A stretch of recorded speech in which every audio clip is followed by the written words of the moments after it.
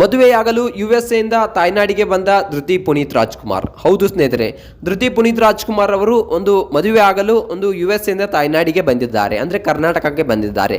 ಒಂದು ಪುನೀತ್ ರಾಜ್ಕುಮಾರ್ ಅವರ ಮನೆಯಲ್ಲಿ ಒಂದು ಗುಡ್ ನ್ಯೂಸ್ ಕೂಡ ಕಾದಿದೆ. ಅಶ್ವಿನಿ ಪುನೀತ್ ರಾಜ್ಕುಮಾರ್ ಅವರು ಒಂದು ಶುಭ ಸಮಾರಂಭವನ್ನು ಒಂದು ಹೇಳಿಕೊಂಡಿದ್ದಾರೆ.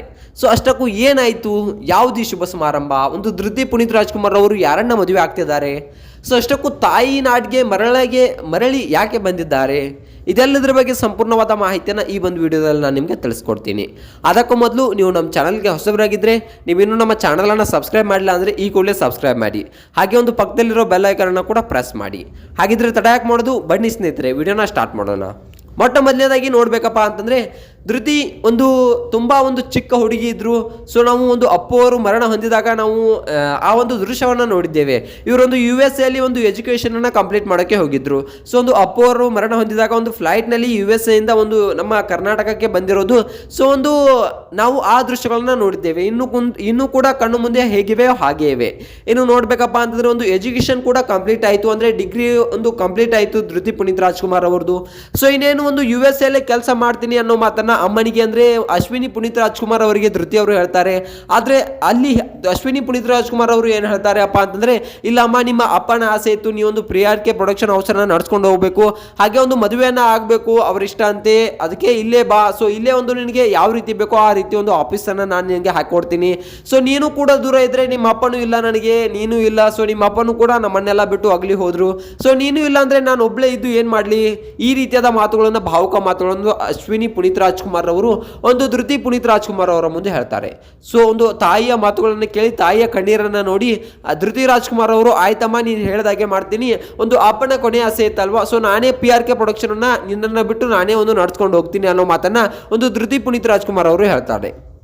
ಇನ್ನು ನೋಡಬೇಕಪ್ಪ ಅಂತಂದರೆ, ಒಂದು ಅಶ್ವಿನಿ ಪುನೀತ್ ರಾಜ್ಕುಮಾರ್ ಅವರ ಆಸೆ ಕೂಡ ಆಗಿತ್ತು, ಒಂದು ಅಪ್ಪು ಅವರ ಆಸೆ ಕೂಡ ಆಗಿತ್ತು, ಮಗಳ ಒಂದು ಮದುವೆಯನ್ನು ನೋಡಬೇಕು ಅನ್ನೋದು ಒಂದು ಅಪ್ಪು ಅವರ ಆಸೆ ಆಗಿತ್ತು. ಸೊ ಇನ್ನು ನೋಡಬೇಕಪ್ಪ ಅಂತಂದರೆ, ಅಪ್ಪು ಅವರ ಆಸೆಯಂತೆ ಒಂದು ಶುಭ ಸಮಾರಂಭ ಕೂಡ ಒಂದು ಹಮ್ಮಿಕೊಂಡಿದ್ದಾರೆ. ಇನ್ನು ಕನ್ನಡ ಇಂಡಸ್ಟ್ರಿಗೆ ಒಂದು ಕಾಲಿಡ್ತಾರ ಒಂದು ಧೃತಿ ಪುನೀತ್ ರಾಜ್ಕುಮಾರ್ ಅವರು ಅಂತಕ್ಕಂಥ ಸುದ್ದಿಗಳು ತುಂಬಾ ವೈರಲ್ ಆಗ್ತಾ ಇದ್ವು. ಒಂದು ನಟಿಯಾಗಿ ಕಾಲಿಡ್ತಾರ, ಹೇಗೆ ಕಾಲಿಡ್ತಾರೆ ಅನ್ನೋದ್ರ ಬಗ್ಗೆ ಎಲ್ಲ ಮಾಹಿತಿಗಳು ತುಂಬ ಚರ್ಚೆ ಆಗ್ತಾ ಇದ್ವು.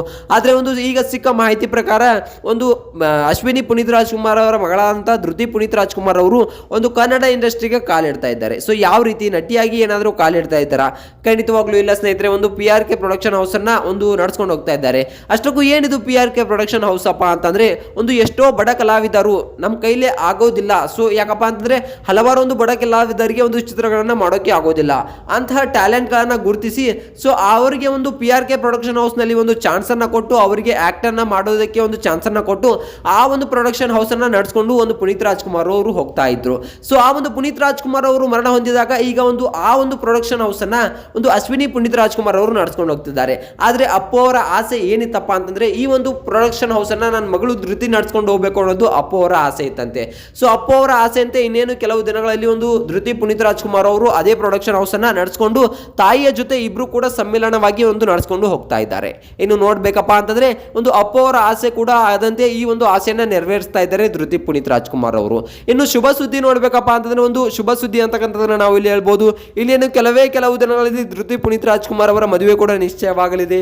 ಇನ್ನು ಯಾರು ಗಂಡು ಏನು ಅನ್ನೋದ್ರ ಬಗ್ಗೆ ಏನಾದರೂ ಮಾಹಿತಿ ಬೇಕಾ, ಒಂದು ಕಮೆಂಟ್ ಮೂಲಕ ತಿಳಿಸಿ, ನಾನು ಮುಂದಿನ ವಿಡಿಯೋದಲ್ಲಿ ನಿಮಗೆ ಅಪ್ಡೇಟ್ ಅನ್ನ ಕೊಡ್ತೀನಿ.